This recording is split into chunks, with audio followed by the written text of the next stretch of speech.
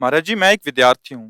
महाराज जी, मेरे अंदर ये बात चलती रहती है कि बहुत सारे मेरी पदों की प्राप्ति हो, पर मन भटकता रहता है कैसे अपने लक्ष्य की प्राप्ति करूं। बट मैं भगवत मार्ग भी छोड़ना नहीं चाहता। महाराज जी, दोनों का समावेश करते हुए मैं कैसे अपने उस लक्ष्य की प्राप्ति भी करूं जो एक संसार में मेरे अंदर श्री जी प्रेरणा करते हैं। श्री भगवान ने कहा है, अनेक चित्त विभ्रांता मोहजाल समावृता। हमारी चित्त वृत्ति भ्रांत हो चुकी है अनेकता में। हमें बहुत से नाम रूप, जड़ चैतन्य, अच्छा बुरा, गुण अवगुण, ये सब कुछ दिख रहा है। मोहजाल समावृता, मोह माने अज्ञान होता है, अविद्या होती है। इससे हमारी बुद्धि आवृत माने ढक गई है। ढक जाने के कारण जो है वो दिख नहीं रहा है। कौन? भगवान कह रहे, मत्तः परतरम नान्यत् किंचिदस्ति धनंजय। इस संपूर्ण सृष्टि में मेरे सिवा कोई नहीं है। जब सृष्टि प्रभु ने रची तो किसी बाह्य सामग्री का कहीं भी किंचन मात्र कुछ नहीं था।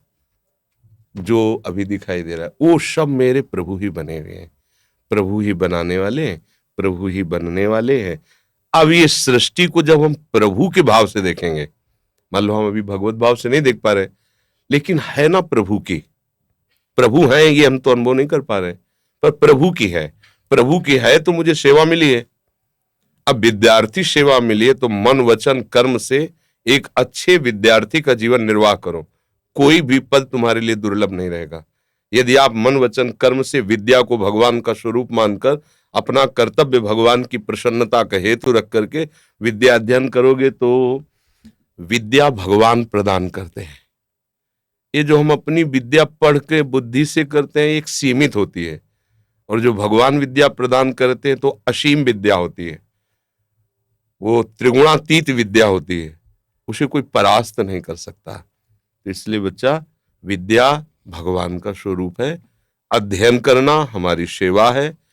और हम किसी पद में पहुंचे या न पहुंचे, बात समझो, हम भारत देश में पूजा करने के लिए पैदा हुए हैं। ये भारत देश हमारा पूजा स्थान है। प्रत्येक प्राणी हमारा पूज्य है। और हमें डॉक्टर बनावे, मास्टर बनावे, हमें पदाधिकारी बनावे तो हम पूजक होंगे, स्वामी नहीं होंगे। अगर हमारी ये भावना है तो हम एक किसान बनकर भी पूरे देश का हित कर सकते हैं। हमें एक डॉक्टर बनकर, एक मास्टर बनकर हम अपने भगवान की पूजा कर सकते। अगर पदाधिकारी का अभिमान पोषण करने के लिए पद और अपनी वासनाओं की पूर्ति के लिए, तो पद की आकांक्षा मत करना। और अगर है कि हम अपने भारत देश के पूजा गृह हमारे भगवान का, हम यहाँ पूजा करना चाहते हैं, हमें कोई ऐसा पद मिले, ऐसा कोई शासन विभाग मिले, ऐसा कोई सेवा विभाग मिले जिससे बहुत लोगों को, जो गरीब हैं, अशिक्षित हैं, जिनको हम सुख पहुंचा सकते हैं, हमें ऐसा भगवान पद दे और मैं वह सेवा करूं, तो निश्चित वो पद मिल जाएगा। और अगर वो पद अपने अभिमान बढ़ाने के लिए मिले और अपनी वासनाओं के पोषण के लिए मिले तो तुम्हारी दुर्गति कारण बन जाएगा। चाहे जितने बड़े पद में बैठे हो, अगर आप कहीं दूसरों का शोषण करने लगे, अधर्म द्वारा चलने लगे, तो आपकी दुर्गति हो जाएगी। क्योंकि ये पुण्य बल से कुछ समय के लिए मिला है, इसके बाद हट जाएगा। जब शरीर ही नहीं रहेगा तो ये पद कैसे रहेगा? और हमें शरीर मिला परम पद के लिए, जिसको कभी कोई भी नहीं हटा सकता, अविचल अविनाशी पद के लिए। तो ये संपूर्ण सृष्टि भगवान की ही सेवा है।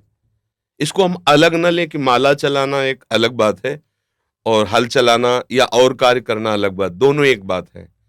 वो प्रभु का पार्षद माला चला के प्रभु को प्रसन्न कर रहा है, एक प्रभु का पार्षद बॉर्डर पे खड़ा होकर के गोली चला करके वो भगवान की सेवा कर रहा है। उसमें कोई अंतर नहीं। तो इसमें ये दो विभाग हो ही नहीं सकते कि एक संसार विभाग हो गया, एक भगवान का विभाग, तब तो बड़ा गलत हो जाएगा। एक का ही विभाग है, सेवा के अलग अलग विभाग हैं। ये बात समझना। आपको समझ में आई?